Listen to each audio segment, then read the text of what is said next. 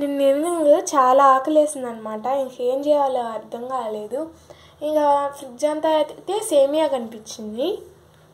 ఇలా నెయ్యిలో వేంపేసుకున్నాను. జీడిపప్పు బాదం పప్పు వేసుకున్నాను. ఇలా ఎప్పుడైనా మనం వంటింట్లోకి వచ్చి చూసినప్పుడే ఏమన్నా దాచిపెట్టి ఉంటే దొరుకుతాయి అనమాట. నేను కొద్ది రోజుల క్రితం అయితే చాక్లెట్లు తెచ్చుకున్నాను. మా అమ్మ చూడండి ఎక్కడ దాపెట్టిందో. ఇప్పుడు బాదం పప్పు జీడిపప్పు వేసాను కాబట్టి కనిపించాయి. కొద్దిసేపు ఆ బాదం జీడిపప్పు ఆ సేమియా కాలినాక పాలు పోసేసాను అనమాట. ఇప్పుడైతే కొంచెం షుగర్ వేసుకుందాము. ఇప్పుడు దీన్ని బాగా మిక్స్ చేసుకొని కాసేపు అయితే కాలుద్దాం.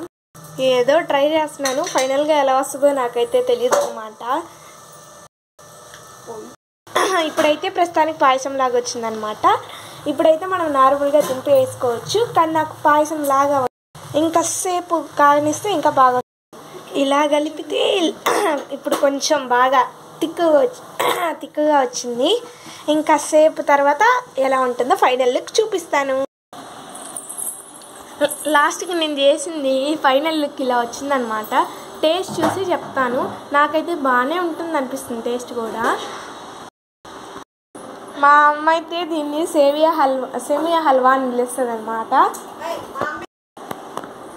మేము దీన్ని అయితే సేమియా హల్వా అంటాము.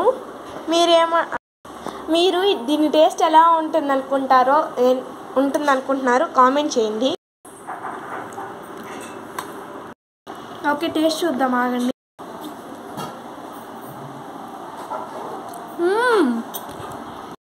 బాగా వస్తుందో రాదో అనుకున్నాను. భలే వచ్చిందనమాట. నోట్లో పెట్టుకోగానే కరిగిపోయింది.